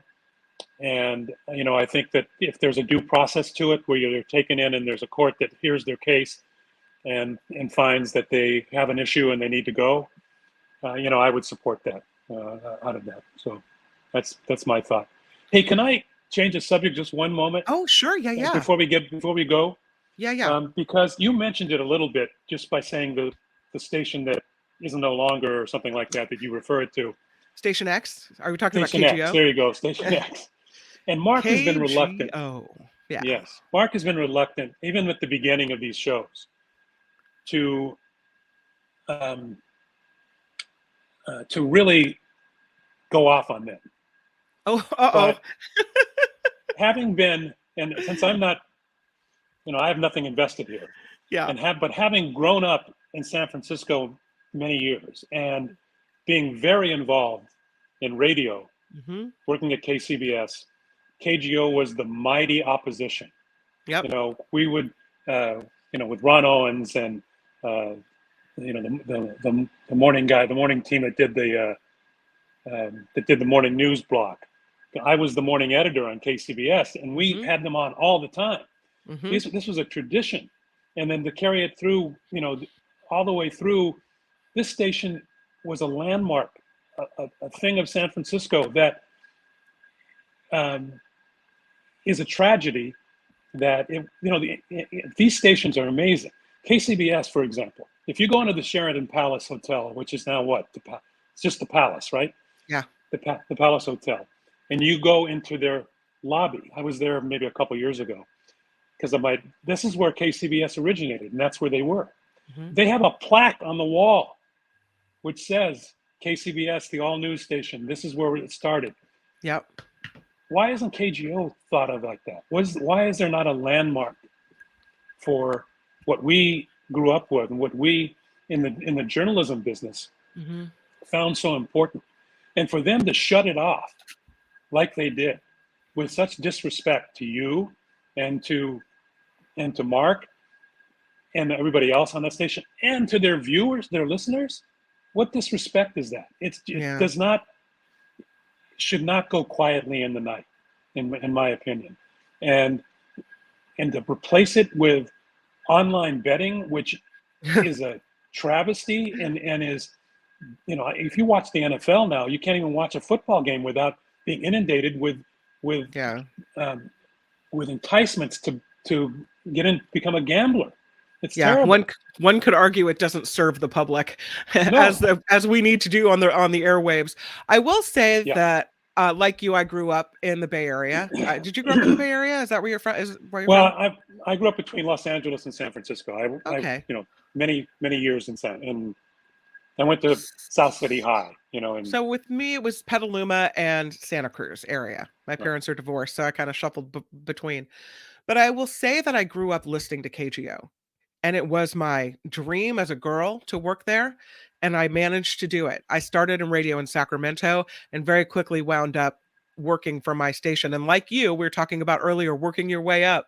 I started in the traffic helicopter doing traffic reports and then was quickly shuttled to overnight news. I was on and worked for KGO for more than 20 years. Reporting as a street reporter, anchoring, filling in as a talk show host toward the end. I've kind of sat in every chair at that radio station, and it was my great honor to be on that station. It is really hard for me to not have it be even a thing anymore. Even if I don't work there, to not even have it exist, it's a heartbreak. Yeah, and for good reason. I mean, the AM radio in general is in big trouble, but it's too bad they couldn't switch to an FM, which some are doing. It's a shame they could not preserve that history that is there. And the ratings weren't there though, and the money wasn't there. I mean, I understand why they felt they had to do what they did, but they also didn't put any money into marketing the station. They just kind of let it slowly sink. And even with that, even without the support, the ratings were on the way back up. The shows were good. I thought, things were doing well. So I don't know. Yeah, I don't know a lot about the ratings. I do know that I think Mark's show was doing pretty well in the midday. Yeah. It's more difficult in drive time for shows to work, but for AM to work anymore. But in the day, back in the day, KGO and KCBS were slamming each other. Who was number one this time, or number one the next time, and it was something, to those great names that were on there. Yeah. We are so over I just time. wanted to get that off my chest. You made me cry at the end of the show. Rude. Jim Avila, formerly with ABC, now kicking it in his living room with me. I appreciate you so much for being here. You made it so much easier and so much more fun. Thank you very much. We'll see you tomorrow. I hope that's the case.